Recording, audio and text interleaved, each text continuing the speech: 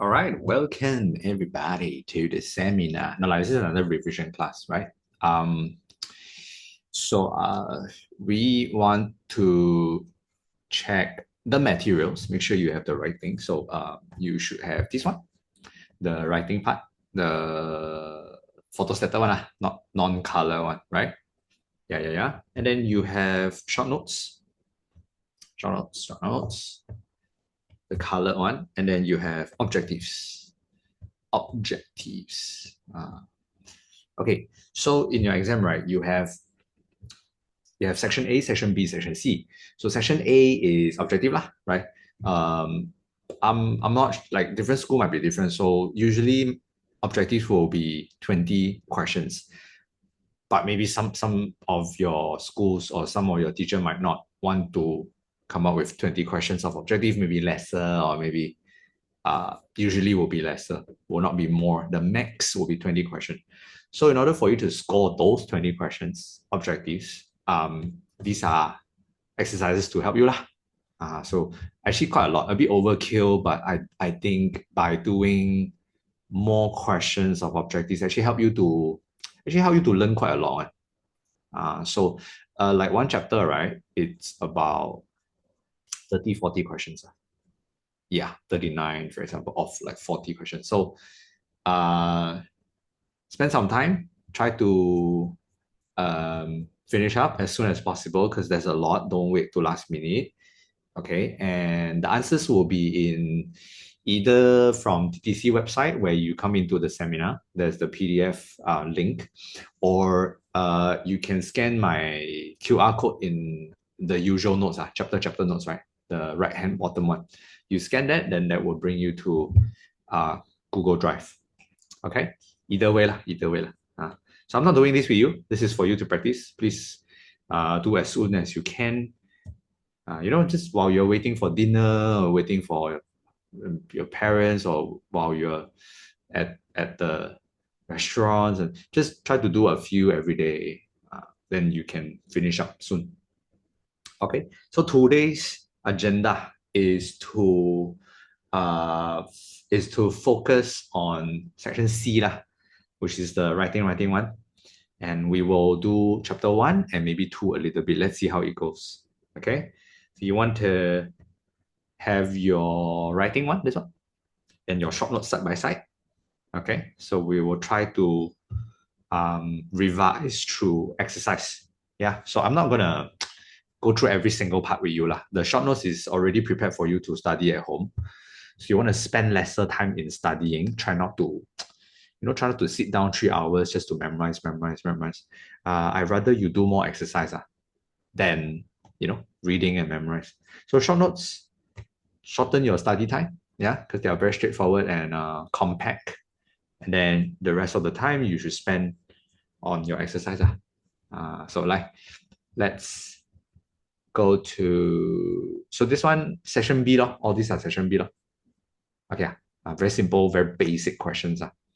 Okay, we shall start with maybe section C from here onwards.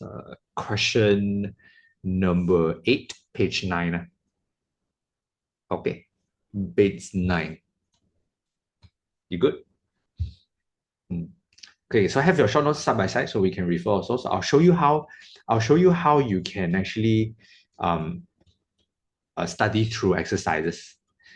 Because you're not zero knowledge, not like these are new chapter to you. If these are new chapters, then we cannot do this. But if these are like chapters that you've been through, not like you have zero, right? You have a basic knowledge. So all you just need to do is to quickly catch up some work and try to find out answers and try to learn at the same time. Then that will shorten your revision time. Okay, so chapter 1, the first part, it's about differentiating voluntary actions and involuntary actions. Okay, so it's here, right? So voluntary actions means actions that you choose to do. Okay, you can quickly write it down into your box. Involuntary action means actions that you cannot and you do not have the will or the conscious to choose. So there's two types of medulla oblongata and spinal cord. Okay, medulla oblongata has to be things that has to be carried out, important processes in your body that has to be carried out automatically without your control, without your decision. So such as like heartbeat lah, breathing lah, all this digestion lah, blood pressure lah. Then the other one will be spinal cord. Control by spinal cord will be reflex action.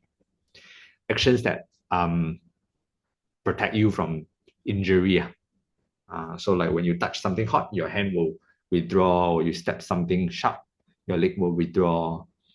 So you okay? There's only 4 things in the choices. You just have to write it down into the boxes. Okay, all good, right? So obviously, voluntary is cycling, swimming. Involuntary is secretion of saliva and sneezing. Okay, good. Easy lah, huh? Okay, so of course, the pathway is just right below. You want to check out your pathway. Okay, so the pathway is always starting from stimulus, which means whatever that comes from the external environment lah, like sound lah, chemicals lah, light lah. These are called stimulus. So stimulus will stimulate a factor. A factor means receptor, which is the part in your organ that receive the signals, and then they will send impulses to the brain. Brain will decide and send impulses out to the effector, which is the muscles. Then you give response. Okay, it's a very straightforward seven steps here. But the difference between voluntary and involuntary is with brain or without brain. Because voluntary actions are actions that you want to make decision and you want to choose to do, so your brain have to process it. But involuntary is actions that you cannot choose. So you don't have to ask the brain. Just ask the spinal cord. The spinal cord will decide. Okay? So these are the pathways. So can you fill up the missing one, P and Q? Straightforward.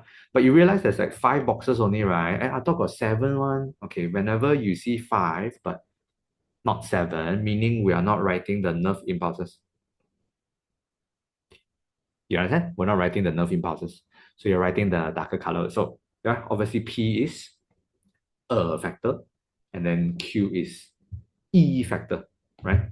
P a factor, then to the brain, and then E factor, you give response. Okay, good. Can I? So you all follow up. I'll be like, we're probably gonna go quite fast to cover more. So speed run. So focus, and please catch up. Okay, like next one. Touching something hot, candle with fire, and then says, ouch. What is the action above and the importance? Okay, since the picture is quite obvious to you that you're touching something hot and then your hand withdraw, right? So if you were thinking, well, I know it's reflex, but can I write involuntary? Well, the thing is, if the picture is very clear on the action that is reflex, we will write reflex straight away rather than involuntary. You understand? So the answer is reflex action. Okay. And what is the importance? Well, reflex are basically to protect you from injury. So 2 marks. Well, I like to split up usually. That's where I find my keywords also. So reflex action, full stop. For what? The importance is to protect us from dangerous situation or to prevent us from serious injury. Okay, there you go.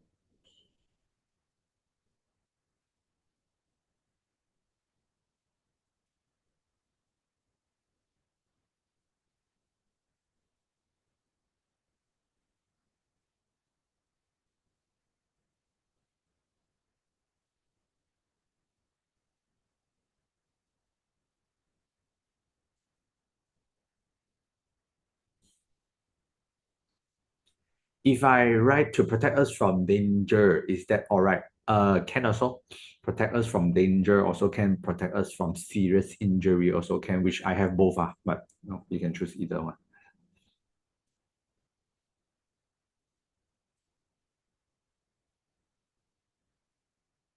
Okay. Okay, D. What is the person's reaction above?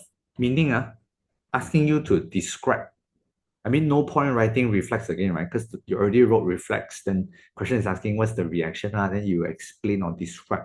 So what is this called when you touch something on your hand like that? So remember the very important keyword here is withdraw, right? Withdraw, yeah. So, first part, withdraw. Why like that? Huh? I thought I explained already. What do you mean why like that? Then now means you have to be more specific. Why I withdraw? Because I don't want to get burned, right? So this question is actually C, but in a detailed version. I don't want to get burned. I withdraw so that I prevent from burning or prevent from scalding or prevent from serious burnt or something like that. Uh, to prevent himself from, I don't think we want this, right? Serious, don't wanna, maybe a bit weird, from being burned from the fire or prevent himself from serious burned from fire or the one the being up to you lah, doesn't matter lah.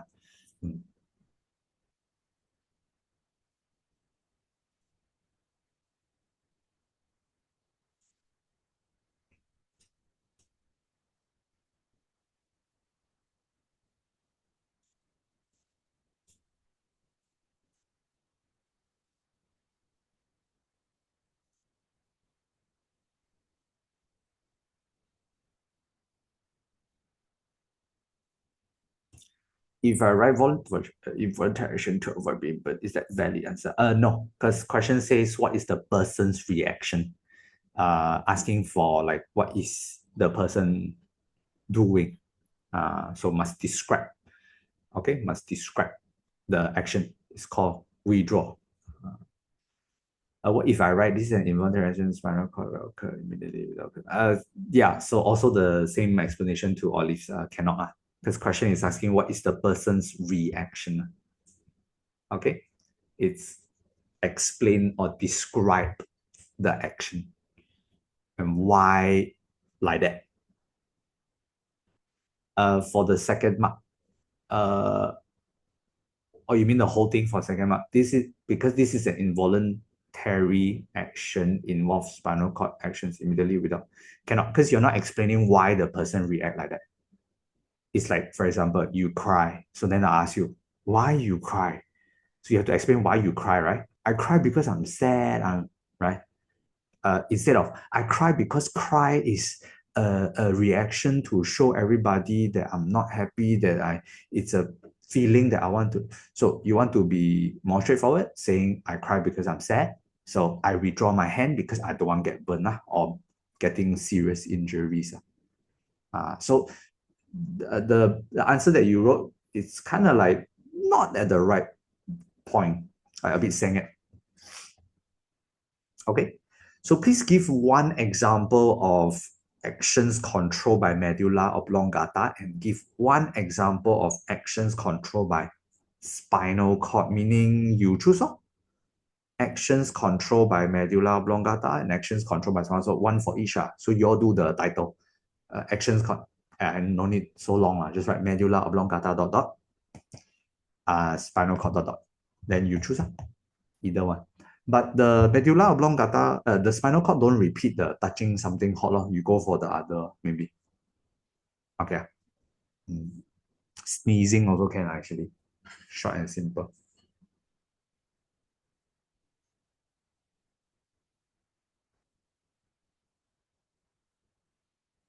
Okay, good. One example for each. Like you're right. I'm not showing you. I'm just gonna stick to this page.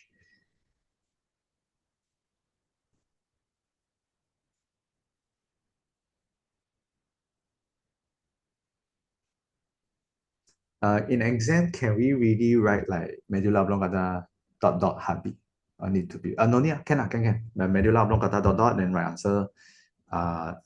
Then spinal cord dot dot right answer. You want to write full also can, but usually if you do like dot dot, it won't be wrong also.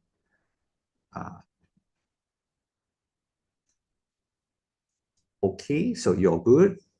All right. There you go. So I always don't encourage to write a lot. I always want to be straightforward. Let's get straight to the point. Question says state one example, means one example. That's it. I just bam, reflex action, full stop. I move on. So I don't want to, the person is showing reflex. Nah, you don't need all that. Okay. So just be straightforward, make things shorter and simpler, but make sure you have the important answers. But that doesn't mean you do like withdraw hand, one dash, withdraw hand, one dash, prevent being burnt. So I'm not saying that, right? We are just trying to be straightforward, but we still get to the point. So like question E like that, right? There's no explanation needed, just state. So I wouldn't form sentences. I don't want to try to figure out a sentence, try to beautify the whole thing. So no need lah. Don't worry. Okay, done with the first part. Then yeah, of course you want to go through the details. My job today is not to, get into every details. My job today is to touch and go, so you get to have a glimpse of what you need to study alone at home. Okay, so we go to the eyes. Of course, I'm not going to read one by one with you, all the details. The labelings here, you go through lah.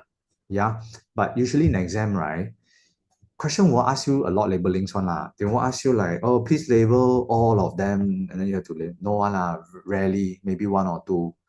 Okay, and then ask for a lot of function. No lah, they won't ask function a lot one lah. You memorize too much also no use one lah. Don't try to sit down and force everything into your brain, and then after you read everything, then you come to question, then you realize nothing about function, then you get so frustrated and none of the question that you can answer because they seem to like asking something else. So save up some time. You just have to quickly read through important, like maybe the keywords, the darker words. Then you aga. Then you do exercise lah. Don't waste your time reading a lot. So from doing exercise, you realize what you need to read. So when you do exercise, like, oh, actually exercise like that one, chair, I also don't need to memorize that one. Oh, so chair like that only ma. Yeah. So do the other way around. A lot of people like to study first and memorize every single word. I swallow, then I do exercise. While you swallow, and then you try to memorize, and then you memorize the third one, you forgot the first one, and then you go to exercise, you also don't know how to do. You understand? So don't waste time. Straight away exercise. Okay, question number, I'll show you how. Right. So solar eclipse will occur on the 26th of December 2019. The Science Innovation Club will organize Let's See Solar Eclipse program, blah, blah, blah. Okay lah, whatever. What do we have? Okay, nothing much. I think here says, please bring X-ray film and water basin. Okay, right. So question number 1, page 12, everybody. Okay, page 12. Name sensory organ used for seeing. What is this kindergarten? Like, I want to flip the table, right? So everybody, please tell yourself what organ you use to see. B, 3.2 shows the change in size of pupil before and during Let's See solar eclipse program. Okay, so this is before, this is after.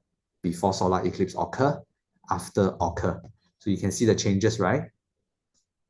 So it's about the pupil. So pupil from big to small. So your basic is, you need to know what's the function of pupil. But the question is not even asking function for pupil. But if you don't know the function of pupil, then you don't need to answer also. So your basic is here. Pupil is to control the amount of light that goes into your eye, right? That's your basic. You need to know. But now question is asking, why like that? What do you mean why like that? Like, so unclear the question. Meaning question is asking, why pupil from big to small? That's the exact question now. Why big to small? Okay, so why changes from big to small? So you understand that when it's big, pupil opens up to let more light to go in. Then small means the pupil close up, prevent excessive light from going in. Why like that? Why changes this way is because you want to prevent more light from going in. That's why it changes into smaller circle. Meaning before solar eclipse, probably darker. But after solar eclipse happens, so bright, right? The ring is so bright to your eye. So your eye had to like become smaller. You understand? So there's two ways of writing this. Number one, you can write to prevent excessive light from the solar eclipse from entering the eye. That's why the pupil becomes smaller, right? Or second way of writing is this. Because there is change in light intensity. Okay, light intensity means from bright to dim, from dim to bright. So there is changes in intensity. That's why the iris is like that. Okay. So there you go. Of course, you need to know your basics. So if you ask me tak payah memorize function, I wouldn't say tak payah memorize function because if you don't know the function, you won't be able to answer a lot of questions. But in exam, it won't be asking for function straightforward, so easy, right? What is the function of iris? Everyone also can answer. What is the function of eye length? Everyone also can answer. So it won't be this way. But the thing is, if you don't know your basics, you won't be able to answer a lot of questions. Okay? So, like Joe, next one. Just right high intensity of light decreases the size of pupil. Is it correct? The high intensity of light decreases the size of the pupil. Can also high intensity of light from the solar eclipse. Maybe you want to add on. Decreases the size of the pupil.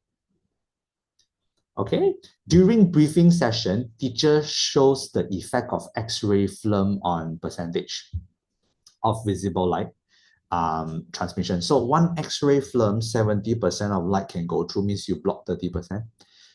Two films together, you block another 30, so it becomes 40% of light goes through. And then three blocks another 30, so only 10 goes through. Okay, so predict the percentage of visible light. If I use 5 films, 3 is already 10%, 4 is already no more percent around. Percent cannot negative one, already 0, you minus 30 every time, right? So if 10 also already 0. So if it's 5, then of course still 0. Meaning 5 films, you completely block the whole thing, you see nothing. No light go through. Okay, too many films already. Okay, explain why. Why 5 films, 0%? Why? 5 films, because if 5 means too many films, too thick already. Okay, 5 films, too thick. So what happened? Too thick, light cannot pass through. Okay, 2 points, 2 marks. So I've got to generate 2 points in my brain first. 5 films, why 0%? Too thick lah, too thick. Then second point, then so thick, how the light go through? Of course, your eye cannot see. Okay. Oh, there you go. I like to do this also. I like to separate. The films are too thick. The light cannot pass through. Then it's so clear. I show myself 1 mark, second mark. Teacher also happy to mark. Like, oh, okay. 1 mark. 1 mark, like that. Short and simple, but must have important keywords.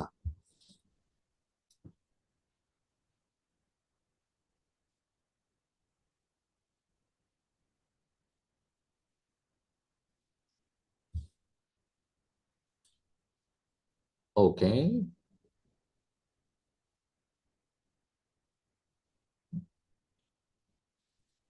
Table 1.2 shows 2 methods suggested by teacher to observe phenomena. One is use X-ray film like above, use a few films. Number 2 is to get a basin of water. You know what that means, right? Basin of water means you see the reflection. You put on the ground, the solar eclipse go like reflects on the surface of the water, then you see the reflection. So one is using film, filter light, you see the solar eclipse with your eyes. The other one is you see solar eclipse with reflection only. Okay, which one more suitable and justify your choice? Okay, Sometimes this kind of question, right, teacher might prepare two sets of answer. If you say X, then reason, and then if you say Y, then reason, then you can have both sides. Okay. But sometimes teacher memang tell you like, no, you cannot make choices anyways. That there's only one suitable choice. The other one is not acceptable. Then no choice law. Okay. In this case, right, we are referring to safety lah. I mean, you all should know, no matter when solar eclipse or normal day, you should never stare straight to the sun, right? Because that's too strong for your retina. It actually hurts your retina.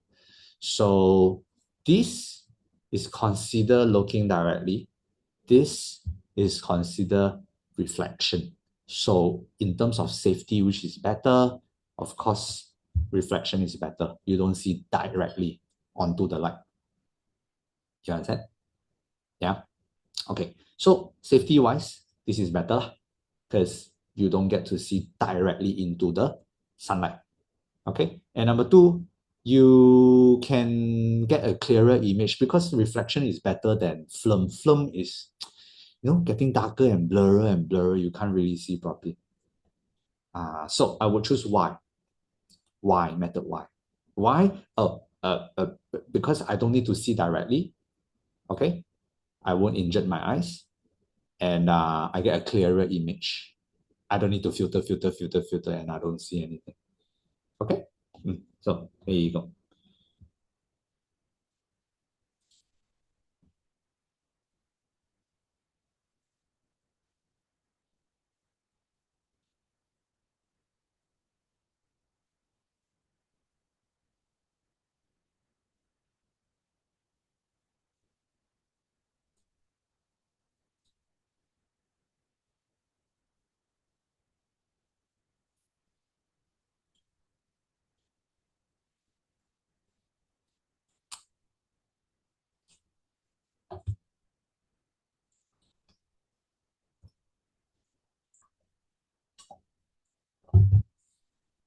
Okay, like next page, let's go. I move up a little bit like that.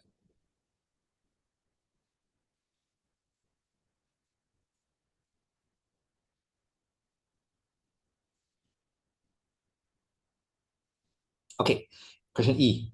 After the Let's See Solar Eclipse program, a competition of building telescope, okay, will be organized by the Science and Innovation Club.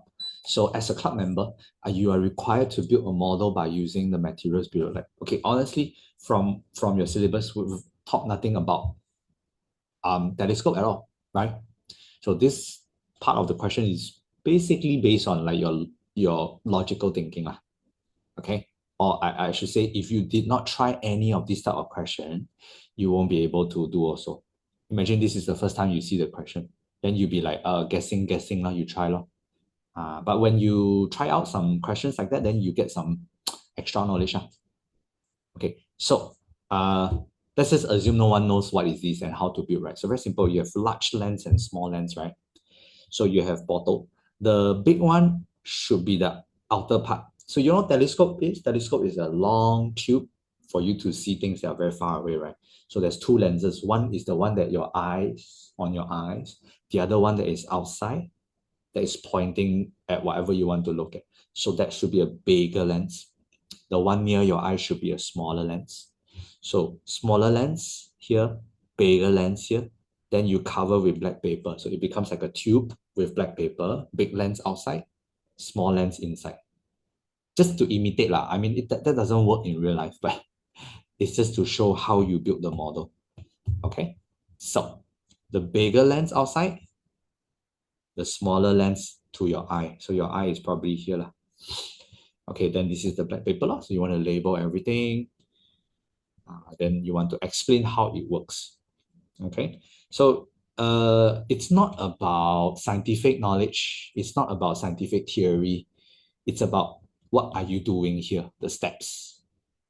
Okay, so black paper I wrap around is to prevent light diversion, or I should say light uh, reflection. So when light is contained inside the black color paper, it's easy to see things, right? Okay, then the small lens will be your eye lens, which is the one that is near to your eye. The bigger lens will be the objective lens, which is the one that is outside. Objective means the one that is near to whatever that you want to look at. Okay? There you go.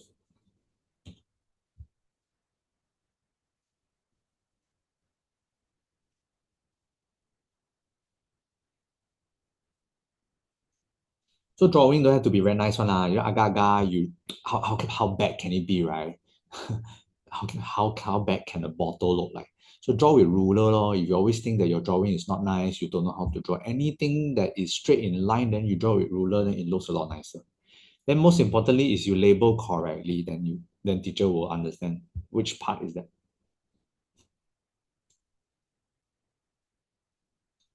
Okay, you good? Now, of course, I did not go through like all the functions of the eyeballs and the details. That you have to do it on your own. But do you realize what happened is, you see, the whole question that we came across about the eye, yeah, do you like, do we come back and get any info from here and try to look out answers and copy exactly? No, right? Sometimes you realize this is when you study also no use. Right? A lot of times you open up your paper, then you're like, I studied so much, I memorized this, I memorized that, nothing came out also. Exactly. This is why I want to show you right now. Sometimes you memorize and you study a lot, also no use. You know why? That's because you did not spend enough of time doing exercise. You thought you just read and you go into the exam and then you'll be able to write things down. No, that's not the case. Most of the time, that's not the case. You got to understand this, right? That's not the case where you just memorize things, then you expect in exam you'll be able to write down a lot. So, everybody, please spend more time in doing work instead of memorizing and reading and memorizing and reading. Because from exercise, you actually learn a lot more than just reading the material. So for the whole question right now, we don't really refer anything because it feels like it doesn't come from short notes, right? But you have to know the basics. There's so many basics here. Okay. So page 12, like Stella, page 12. Which part you want? The bottom part?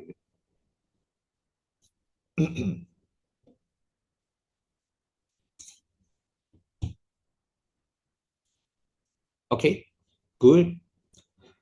So we shall move on to, should we do nose or, okay, never mind. We do nose. I think we go to nose. So nose. Wait, or ear. We do ear first, I think. 16, everybody, page 16, question 13. Page 16, question 13. Okay, regarding ears, you have three parts, outer ear, middle ear, inner ear. Okay, so outer ear, there's only three structure. We have earlobe, ear canal, and no, sorry, two structure, right? Earlobe and ear canal. Okay, then the middle ear, we have four structures. We have eardrum, ossicles, oval window, and eustachian tube, right? You can follow the table. I already sectioned nicely for you. And then inner ear, you have only three in total, right?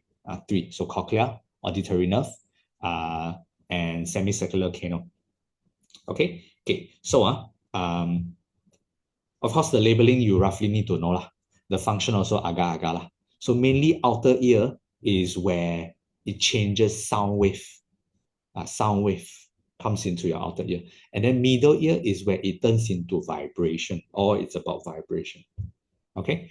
And inner ear, it's about impulses. From vibration, it changed into impulses. Okay. Now, there's two structures that are not involved in hearing, eustachian tube and semicircular canal. So eustachian tube is about air pressure. Semicircular canal is about balancing. Okay. Okay. So like now, question 13 onwards. There you go. There you go. There you go. These are basics. These are basics. Yes, when you study, you can answer this kind of question. Okay? When you study, these are the basics that you can answer. So, like, help yourself. Can you write down the two parts that are not involved in hearing? Uh, Zoe, don't worry.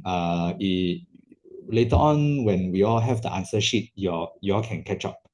Because I think we move on faster. You need to catch up. Everybody need to catch up. We need to move quite fast today. So anything you missed out can always refer to answer sheet later on. Okay. So let's go to the question 13 first. You're done. Okay. Two parts that are not involved in hearing. I just did. I purposely explain these two for you. Okay. Like James is acrobatics who likes to balance on a rope. Okay. Explain how the part of the ear help James to be successful in his performance. Wait, what do you mean how the part of the ear help be successful? You see, this kind of question makes you feel like I study also no use one, you know, that kind of feeling, right? What do you mean? Like, how successful? Successful are balance, right? Okay, chill. 2 marks, you break it down. Number one, how the part of the ear. Wait, which part are we talking about? Which part is helping? The part that, oh, it's called the what? So you have to know the parts, your basics. You need to know your basics. Yeah. The part is called semicircular canal. 1 mark. Semicircular canal. Number two, how the semicircular canal help him to be successful. Actually, the function. Semicircular canal helps to detect the position of the head and help to balance the body. Then isn't that the function that helps him to be successful? Because this part is to help you to keep your balance. Okay, so first mark, the name. Second mark, the function. It's just that the question makes it sound like something else. Like as if you have to use your logic and common sense to answer, but it's not actually. It's not. Okay. So there you go. Semicircular canal. Ching, first mark. And then help him to control body balance. Ching, second mark.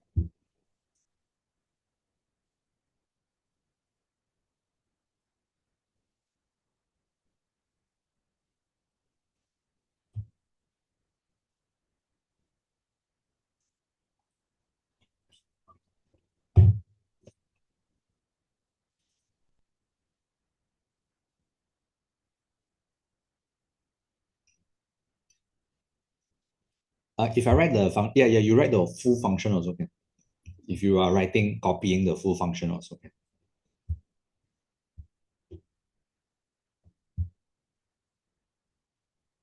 But I didn't want to have the first part of the head thingy, so I just write control body balance.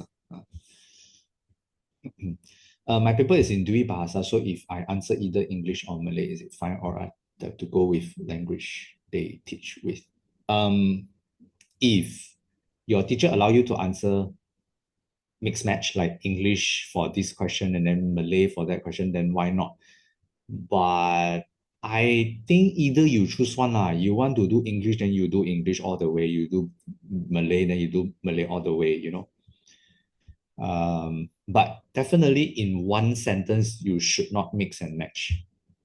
You should not English halfway, then you Bahasa, because cannot write the grammar structure, all that cannot work together. And then unless your teacher say, no, all of your answers should be in Bahasa, then the one is difficult. Like you have to make sure you're okay with Bahasa and then answer all your answers. Because some classes are Bahasa, right? Some classes are BM classes, like strictly no English.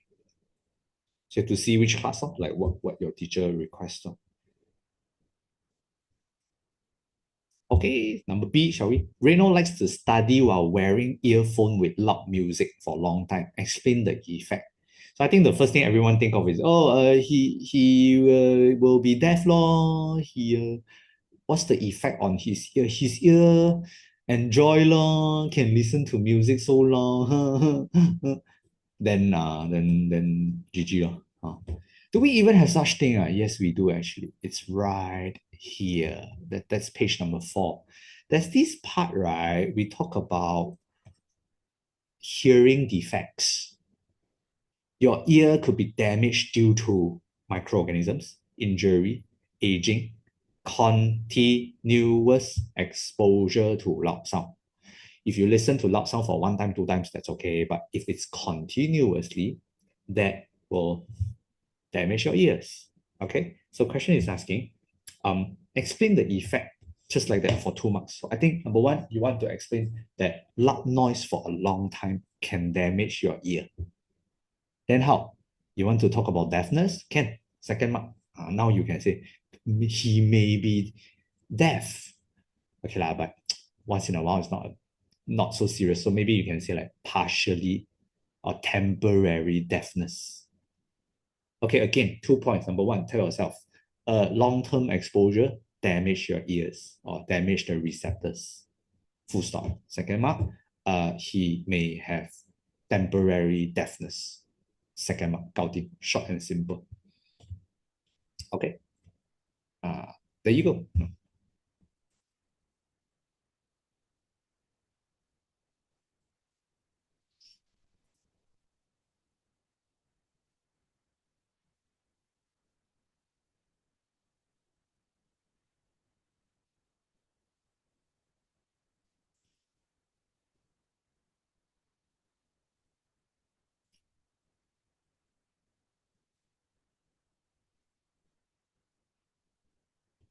Do we have to mention the cochlea? Either you mention receptor or you mention cochlea, either one.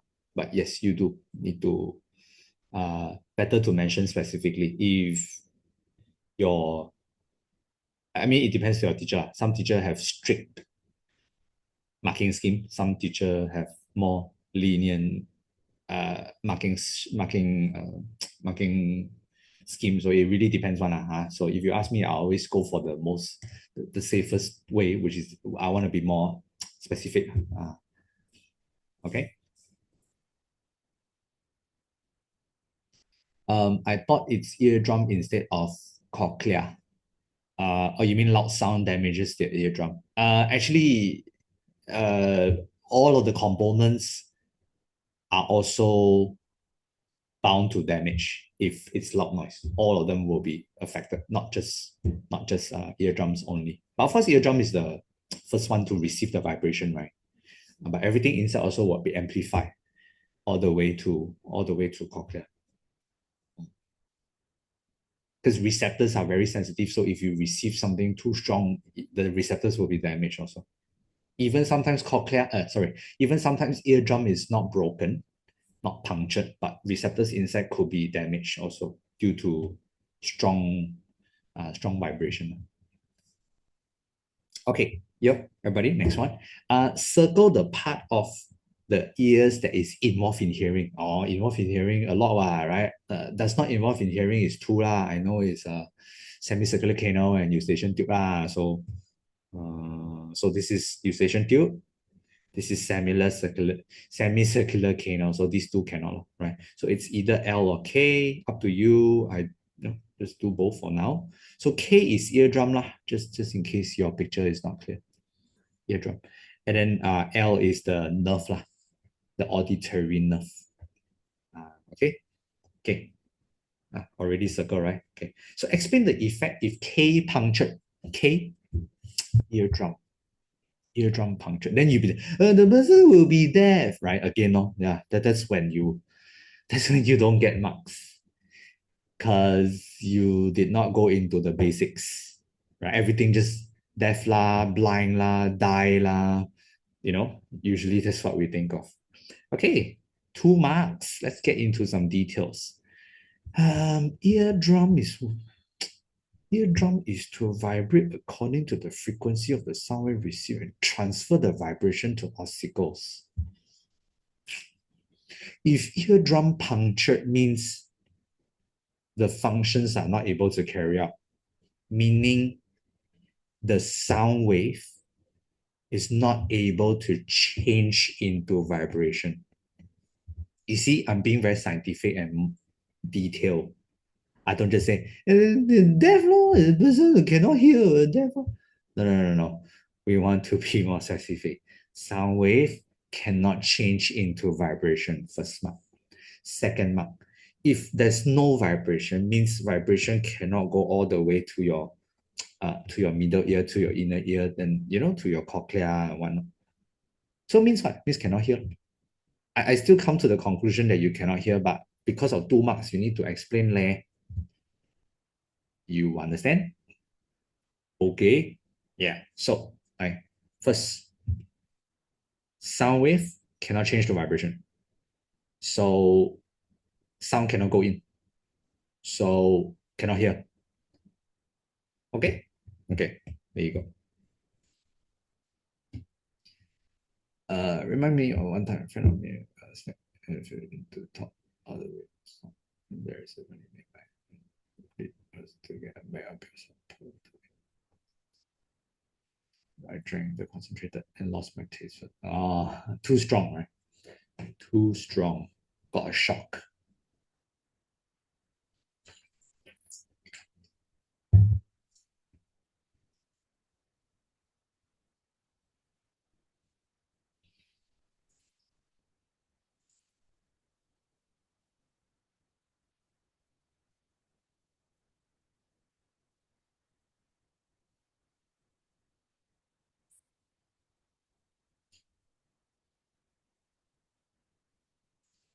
Okay, good. Okay, while traveling on a hilly road, Jeremy feels pain in his ear as the car moves upwards. Okay, this is about pressure, right? It's about eustachian tube. When we go up lifts, like tall buildings, or like you stay in condominiums or whatever, or we take airplane, for example, right? You understand what is happening, Okay, so what do we do to ease the pain?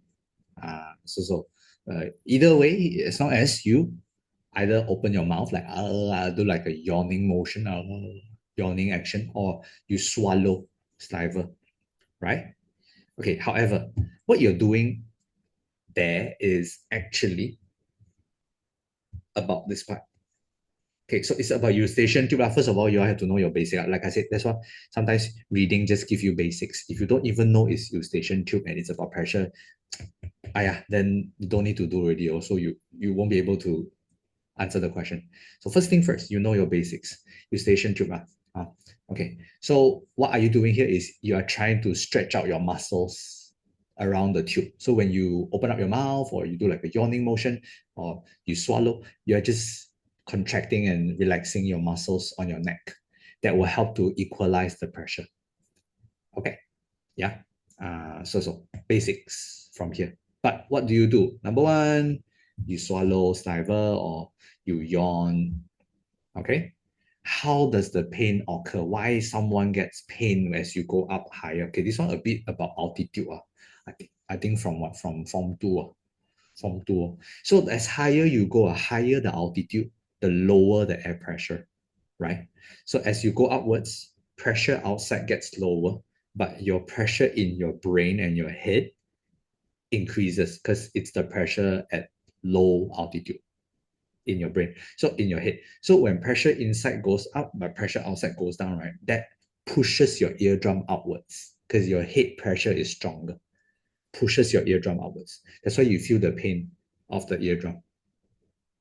Okay. Okay. So see this kind of question, right? You won't be able to study from your textbook one. You won't be able to study from the short notes one. But you need to know the basics. So when moving upwards or up the hill, atmospheric pressure decrease due to increase in altitude. So altitude increase, pressure decrease. So the inner ear pressure is higher than outside, which causes the pain. Okay. Inside of your head has higher pressure than outside of your head. That's when it pushes outwards. You feel the pain from the eardrum.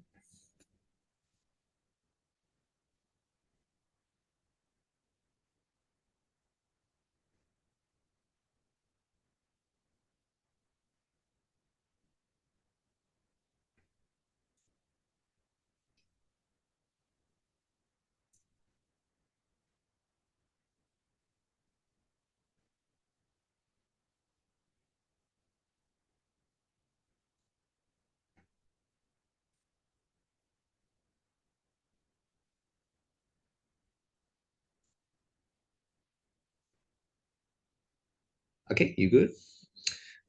I think the nose and the tongue, I'll leave it for you because actually quite straightforward. Nose and tongue is connected. I mean, your mouth and your tongue. What am I talking about? Your mouth and your nose connected, right? So both are stimulated by chemicals. Okay, chemicals is the stimulus. Then they affect each other lah. So I think I'll let you do the reading and child exercise like question 14 and then the next few also. Okay, because I won't be able to do every single part. Yeah, so I need to choose specific parts to go through. Okay, so maybe we shall go to the skin after this. You're done. Moving in 10 seconds. We shall go to the skin question. So 14 for you is the nose one, and then 15 for you is for tongue. So we go to 16. Question 16, page 19. Page 19, question 16.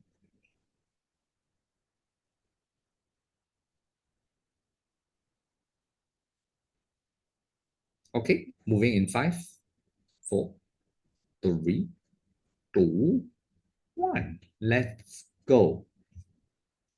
Okay, like 16. So speaking about skin, you need to know the layers. Yeah, you need to know the labelings also. So we have epidermis, dermis, and fat layer. So epidermis will be the first layer, and then dermis will be the middle, which is the thickest part, and then fat layer is where your fat is. Then baru here is your muscle.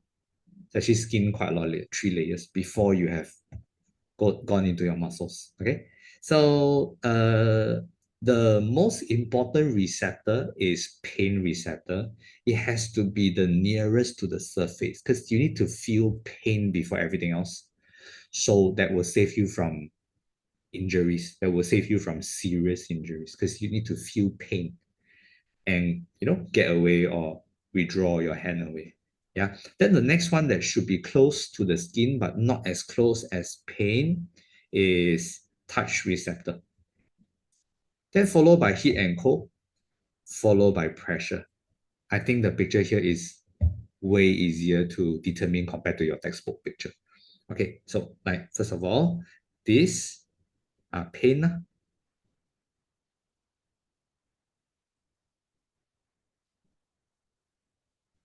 Okay, so they are very near to the skin layer. So they look like that, looks like branches. Okay, then the next one that is also quite near but not as near, which is peel. That's your touch.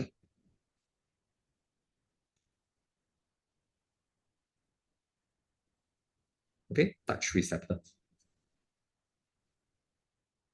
Uh, then how to differentiate heat and cold? Okay, like you see these two here, heat and cold. Heat looks like leaves. Can you see that? Looks like tree leaves, plant leaves. A bit lah. Like you can see the veins coming out like that. Then coal looks like that. Just a black dot in the center. Okay, that's how you differentiate. So this is heat.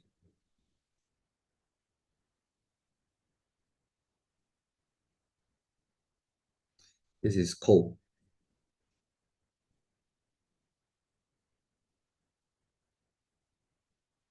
Okay, so both of them at the same level, but heat looks like a leaf, cold looks like a round shape. Then in the middle, black dot in the middle, and then obviously the lowest one will be pressure.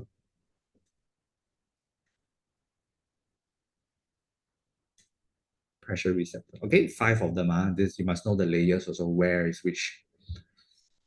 Okay, you good? Okay. Anyway, like we've got the answer PQ already. Can you write down one more time? And then asking for 2 factors that affects the sensitivity. Then your answer is here also. What makes your skin sensitive or not sensitive? Like it's here. So it's about how many receptors you have underneath your skin at that part or at that area, or how thick is your skin layer. These are the 2 factors. Like you write down on the line. Number 2. That's one.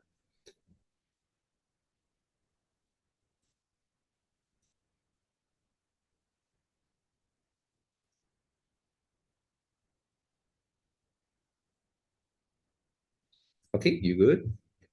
So PQ, okay, you all just have to write one more time on the line. And then number two, asking for the factors, one and two. And number three, can you try how these factors affect? You can do the sentence. The more the receptor in the skin, the more sense, right? You get it? Yeah, more receptors, more sensitive towards stimulus. Full stop.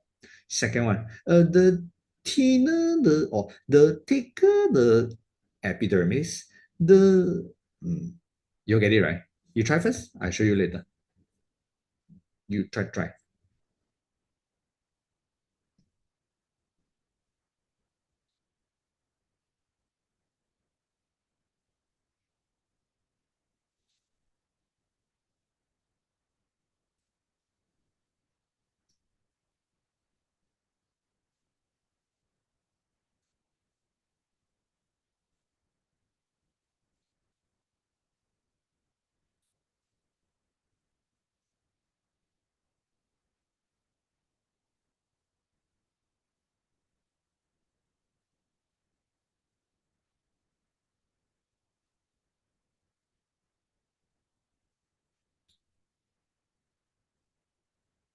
Okay, like Joma. Okay, very simple. I mean, how wrong can it be, right? Just check your important words. Um, I think that's very straightforward. This one you can go the both of the factor you can go opposite one. You want to write the thicker the epidermis, the less sensitive. Also can lah. Up to you. Yeah. Mm. Um. Oh, there's question next page also.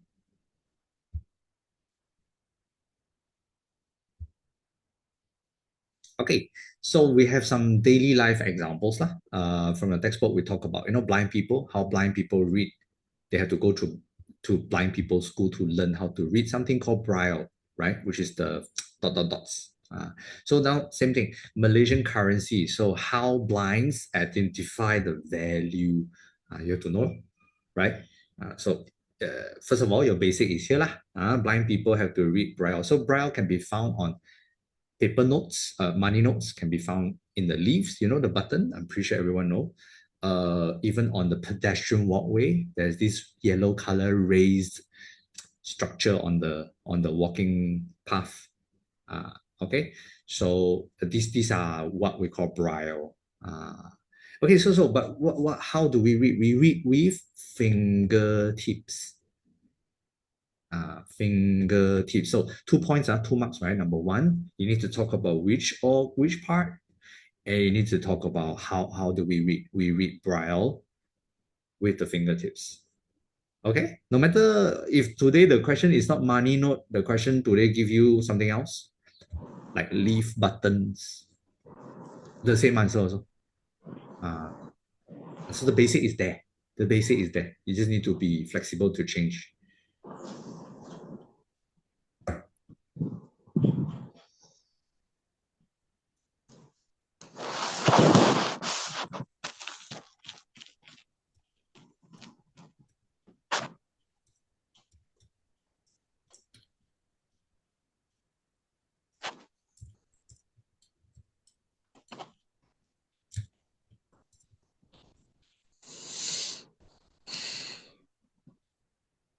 You good? Okay, that's pretty much about it, right? There's other questions that you can try out. Then we shall go to, let's see, after skin, organs are like that. Now, if you want the detailed version of organs, like you want to learn them in detail, like the eye and the ears and whatnot, you can just go to my YouTube channel and watch some old videos. Okay, just search my name in YouTube. You should be able to find me. Show you also. Okay, there you go. So just search my name in YouTube, Eugene Science, and then you want to go to some older ones lah. Yeah, like for example, I have like eyes, I have ears and whatnot. Okay, because I won't be able to do the detailed teaching now, right? Okay, so help yourself. Let's move to the next part. Okay. Then what else? Okay, after all your sensory organs, this one just now, roughly, so this is about limitation of hearing. This is about eye defects. Okay, this is limitation of sight. So yeah, small part, but please go through on your own. Okay, very compact. Yeah. Then will the answer be posted in the GC? So okay, let me repeat the answers again where you all can get. Okay, because some of you are asking this also. Number one, you all can go to seminar website, ttceducation.org website. You click here. Okay, click here to get PDF notes and answer. That's where you will get the answer. Number two, for my students who attend my normal class, you all have my books, right? And every first page of my books, I always have a QR code on the right bottom. So the QR code on the right bottom of my books, that's where it brings you to my Google Drive, right? If you have not been there, well, maybe this is the time you should visit. That's where all my answers are. So you'll scan the QR code for students who have my book. Then you all get the answer there also. I'll post in two places. One is here for the public. One is at the QR for my own students. Okay, great. So there you go. Okay, let's come back to this one. So I want to roughly talk about the defects. This one, eye defects. Okay, short-sightedness is where you see near things but you cannot see far things. Why like that? Short-sightedness, eyeball too long. Can you memorize opposite answer? Short-sightedness, eyeball too long. Short, too long. Lens too thick. Opposite. Memorize. Okay, short-sightedness, eyeball too long, lens too thick. Okay, so what do we correct with? We correct with concave lens. Actually, most of y'all who wear spectacles, your spectacles is concave lah. Concave lah. Okay, and then for long-sightedness, eyeball too short. Long-sightedness, eyeball too short. Opposite lah. Lens too thin. Okay, so what do we wear? We wear convex lens. But rarely we will have long-sightedness just like that. Like usually we start with short-sightedness, right? Then when we grow older, we have long-sightedness. So we combo. It's called the presbyopia, which is old people, right? They have two glasses, reading glasses and the normal glasses, right? They cannot see near things. Then they have to wear another special glass. So usually like that. Okay. Astigmatism is when your cornea is not perfect curve. See, should be like that. But it's not. It's like then that's called astigmatism. You see very glaring lights at night, especially like blur and very glaring. Okay. First you need to do the details. You need to read a bit. Then the next part. Let me come back to the plants in a while, but the next part will be here also. Stereoscopic and monocular. I think this is quite straightforward. Stereoscopic means your eyes are both in front for predator, can estimate distance accurately, but limited field of vision. Okay, fair and square. For monocular means your eyes are at the side. For prey, you see a lot, wide field of vision, but you only, you see a lot, that's your advantage, but you can only see 2D. Majority of your view is 2D. 3D is here, like purple color. So your estimation on distance and space is not good. Okay? Stereophonic hearing. Hearing with both ears at the side. So when your friend call you from the left, then you be like, hello, hey, what's up? How you know it's from the left? Because your left ear detects the sound earlier than your right ear. So your left ear and right ear has difference in time. Your brain will do the calculation. And your brain say, hey, your friend from the left. Yo, what's up, bro? Hello, hello, hello. You get it? Okay. So it's help us to determine the direction of the sound and to help animals to determine the food, the prey or the predator, something like that. Okay. Okay. Then you have the explanation is here, you can read through. Then this one not important. You don't have to memorize all the number. It's okay. Leave it. Huh? And then for this, some special sensory organs of animals. These are what from your textbook, not extra one. So meaning you must know them. Lah. You also need to go through the reading a bit. Okay? Okay. I want to talk about plants more. Maybe with the exercise also. Okay. Plants also got senses one. Plants also got sensories to sense things on. So we call them as tropism. The second one is called nastic movement. Tropism got four. Phototropism, geotropism, hydrotropism, thigmotropism. So photo means sensitive to light, geo means gravity, hydro means water, thigmo means touch. Why they do that? Function is here. Memorize a bit long, read through. I mean, don't tell me you don't know phototropism. Look for the light is for what lah? Of course, for photosynthesis, right? Basic lah, but you read a bit on details. Nastic movement there, we only learn about one, which is touch. Okay, so what touch is this? This is like mimosa plant or Venus flytrap. Mimosa, when they touch, they close up all the leaf, right? So that's called nastic movement. Okay, or Venus flytrap, right? The one that swallows and digests the, whatever insects that gets into it for food, extra nutrients. Okay, these are the senses. So, of course, the main difference between tropism and nastic is tropism is directional response. Got direction one to the sun, to the water, to the gravity. But nastic is no direction one. You touch where also, I close the leaf. Not like you touch the left, I close the left, you touch the right, I close. No, everywhere I close. I don't follow direction. Number two, tropism is a permanent process. I always have to go for the light. I always have to go for the gravity. I always have to go for water. But nastic is not permanent. Nastic will open up like mimosa will open up within 7 minutes. You understand?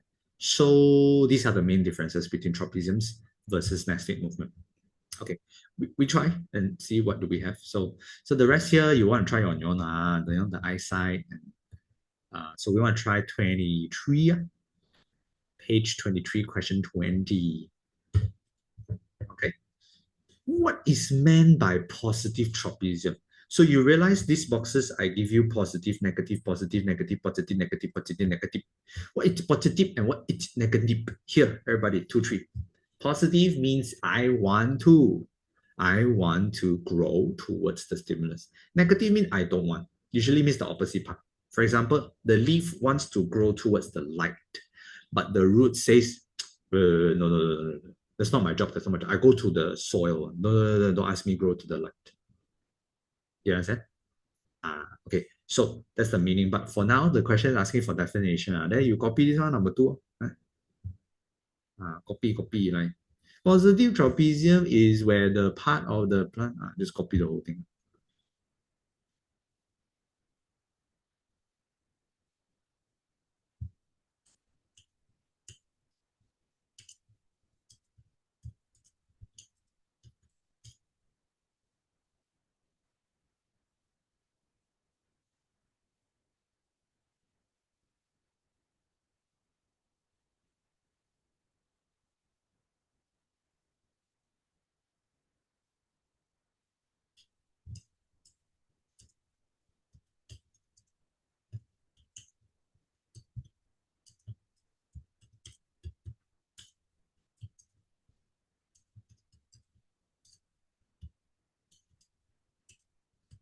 You good? Okay. Next, shall we? Obviously, what tropism is this? Sunlight, I think it's phototropism, right? So obvious, okay? So the box covered, and then the plant, there's like a little hole here for the sunlight to come in. So I think the question wants you to draw the condition after 5 days. So you want to show phototropism means you want to show that I will grow towards the sunlight. So basically, you draw exactly the whole thing, just that the plant bend like that. Okay. Okay. Now, due to time constraint, let's not wait everybody and draw. So, you can always refer my answer sheet later on. But let's just quickly show you from this part. Okay, so it looks probably like that lah. Okay, don't worry, don't draw. It's okay, you can draw later. I just want to show you that it bends. Very simple. Name the response. Go to sunlight. What else, right? Go to sunlight, of course. Photo. Chop is what chotomate. But then you must always bind the word positive together. Phototropism, the roots, the shoot is growing towards means I want. So you should say that the shoot is showing positive. So yeah, you want to add on the word positive phototropism. Okay. Mm.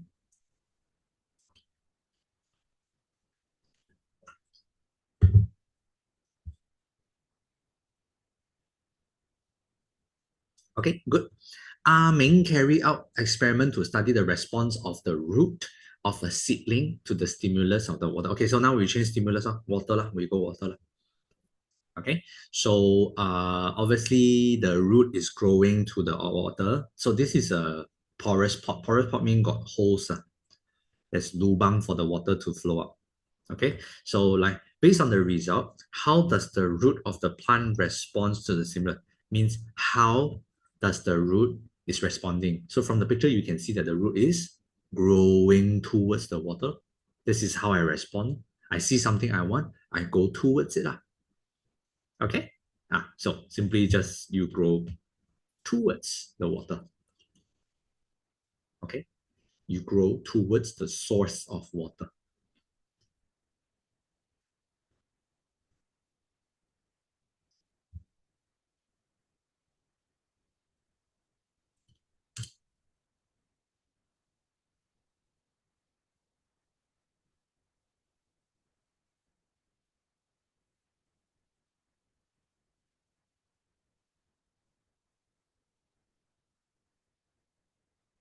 Okay. Why is the response of root important? Why go to water very important? Why? It's like asking me why drinking, why do I walk towards the water is very important. I want to drink water. Okay, asking for function, everybody. You can copy exactly. Why growing towards water is very important. There you go. 2 marks. All these are the function. Like jump. To allow root, yeah, exactly the whole thing. You just copy, okay?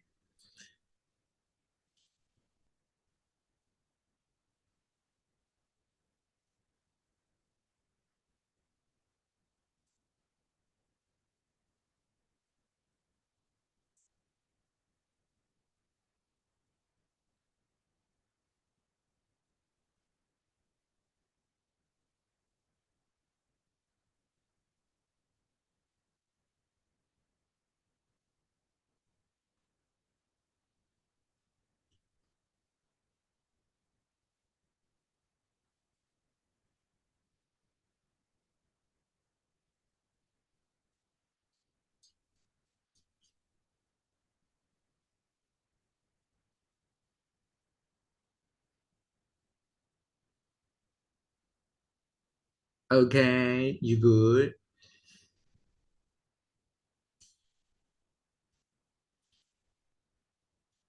Next one.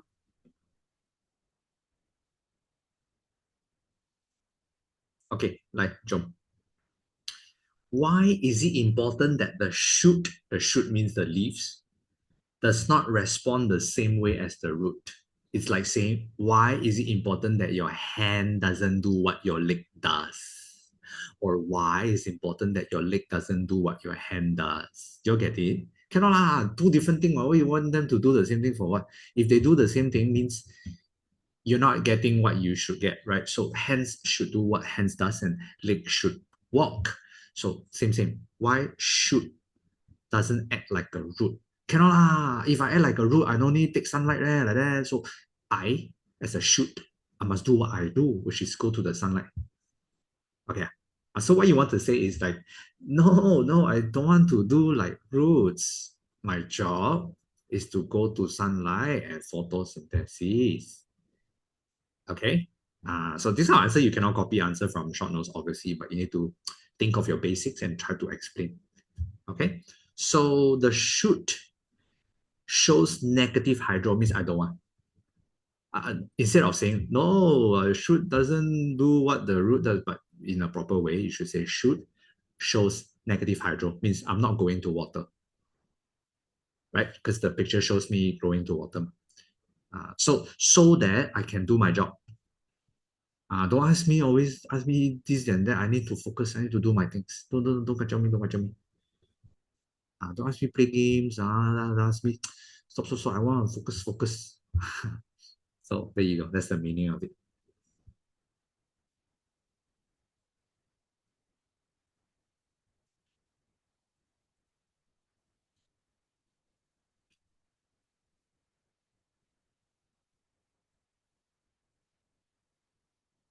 Okay, you good? I think this one can copy answer where your shortness is. What is meant by nastic movement? And give an example. We have only one line. Your textbook give you one, which is the mimosa. Okay. Uh, if you have done with C, then you can go ahead. You can find from your short notes. What is meant by nastic? That's the answer there. Try to find the nastic part and then give one example. I think example is below, just right below. I'll stick around here for a bit, then I'll show everybody.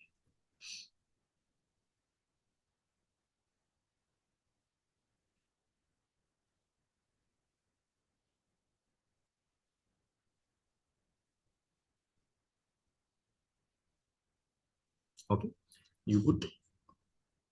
Okay, I move. Okay, here, I show you first where. Nastic movement is a response to this one. And then example here.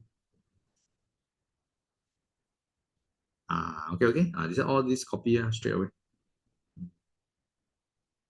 So I would say like 70 to 80% of your answers should be able to find from my short notes one.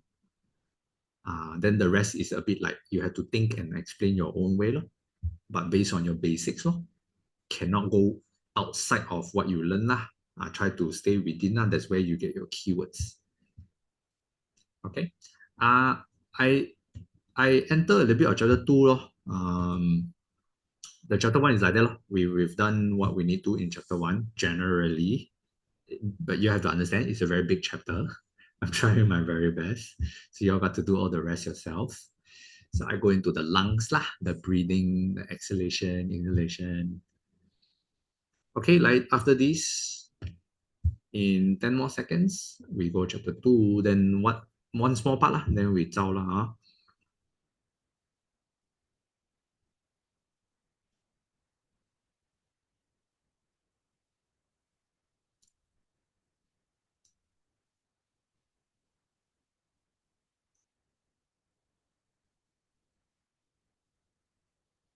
Okay, 5 more seconds.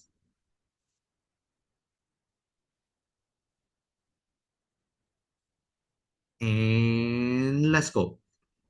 Okay, so there you go. Now, again, of course, exam will ask you all the labeling one lah. Don't know lor. Don't stress lah. You spend more time to exercise then you learn the details. So try to just go through a bit. And what is more important is you need to remember the mechanism, the flow of air from nostril all the way to inwards. And this one is super important. This one, I mean, you better just memorize the whole thing. Okay. Maybe I have one question to try out before we end. See all the basics this one, basics but this is just for trying Exam won't be 8 marks, won't be so many one Basics basics like basics, and there you go. Question number 9, page 33. Number 9, page 33. Okay. Okay, this is the model. The model is this one. This one. Okay. Anyway, first question is asking for PQR. So you do PQR. Asking for the parts, but human parts. Like, what does P represent? You need to know P represents trachea, like that. You must know what it represents. Okay, I stay here for you. You want to find out? P, Q, R, and S.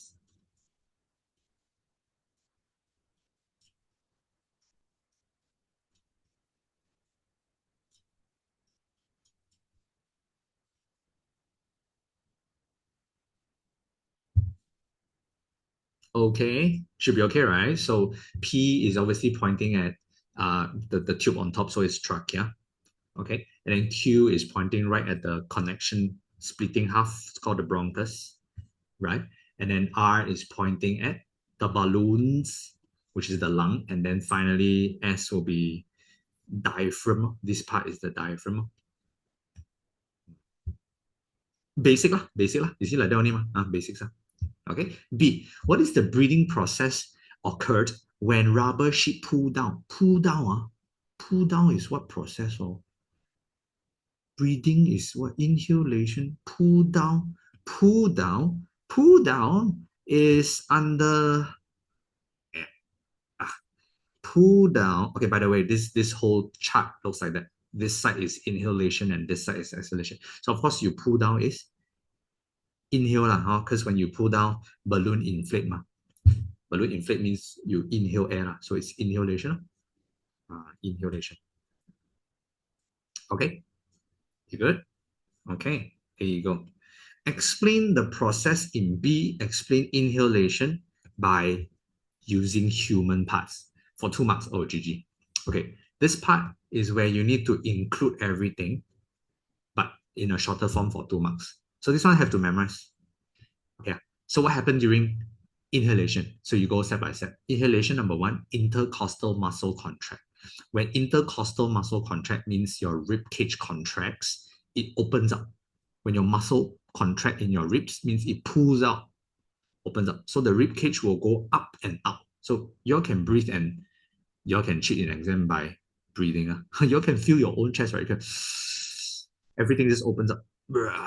The rib cage go up and out. Diaphragm also go down. Diaphragm also go down. So when your rib go up, diaphragm go down, the whole chest volume increase. When volume increase, pressure decrease. Pressure in your chest decrease, in your lungs decrease, means the outside pressure is higher, air will go in. So you got to understand your basic. When pressure, when volume increase, Form 2 chapter 8, when volume increase, pressure decrease. So the outside pressure seems to be higher, pushes air into your lung. So I just have to compress all of this into 2 marks. But it's also a lot, I know. Basically, it's the whole thing. It's the whole story. Okay. So there you go. I just throw in all the keywords. Simple sentence.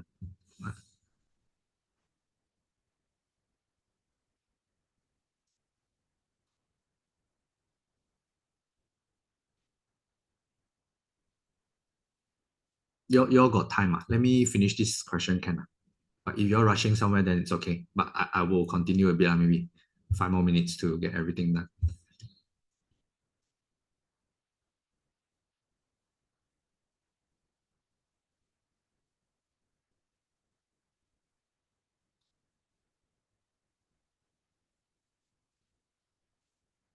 So see, while you do this, then you realize, exhalation, I didn't memorize that.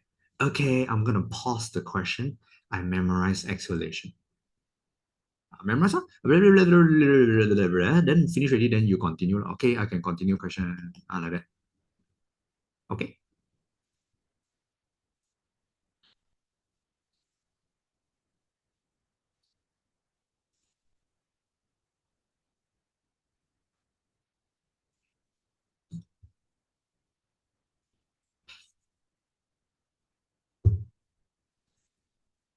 Shall we? D, I'm pretty sure you can answer D.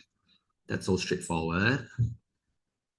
What's the breathing process when rubber sheet pushed up? So rubber sheet pushed up, it's like your diaphragm going up.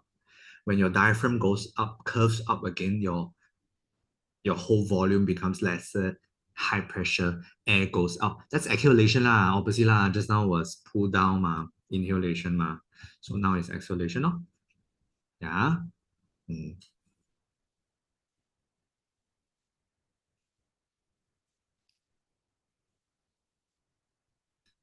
Okay, you good? A thin rubber sheet is used instead of a thick rubber sheet. Huh? What? Uh, okay. Thin rubber sheet versus thick rubber sheet. Okay, questions like that you won't be able to find.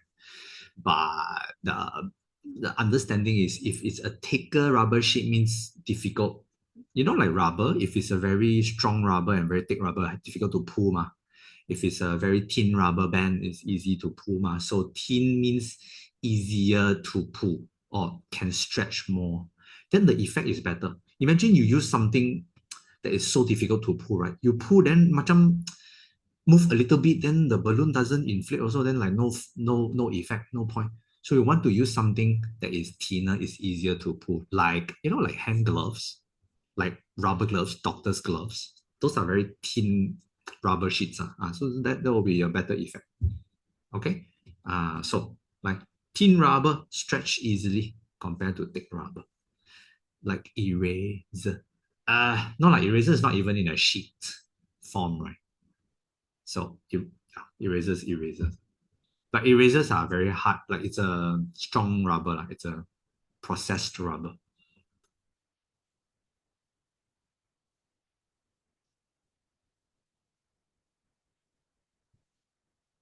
Okay. Okay. This somewhat is a random question, I feel. Then F lah, like you all go ahead and fill up lah. You're done with this one. Continue F. Then you memorize again. Like nostril to nasal cavity to trachea to pharynx to larynx to trachea to bronchus to bronchial. So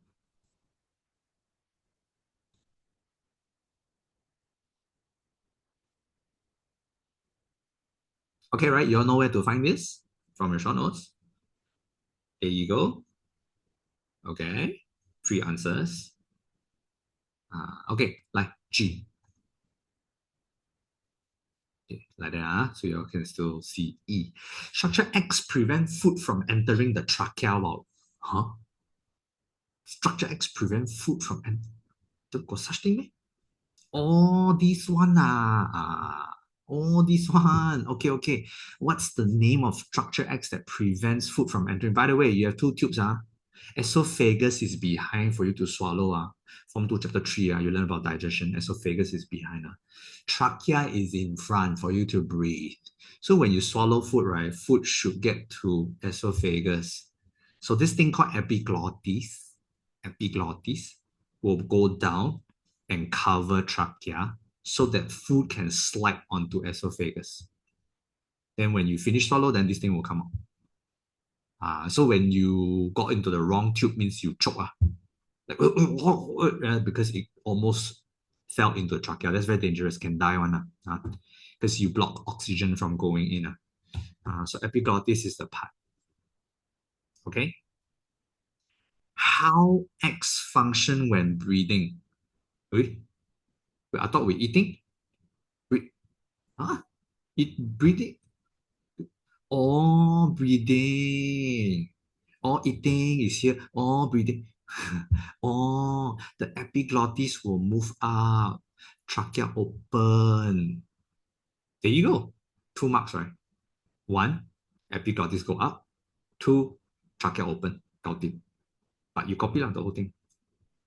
So it's also stated, not something fancy. It's actually part of your excuse me, syllabus. The only thing that is weird here is this one. Then the rest is really, I show you, I copy exactly from show notes. So by percentage, right, one whole question, that's about like 10% of weird questions. The rest is from syllabus or basics or answers from show notes. So you want to do the same pattern or same method while you study at home or you try to do exercise and revise so you can save up more time.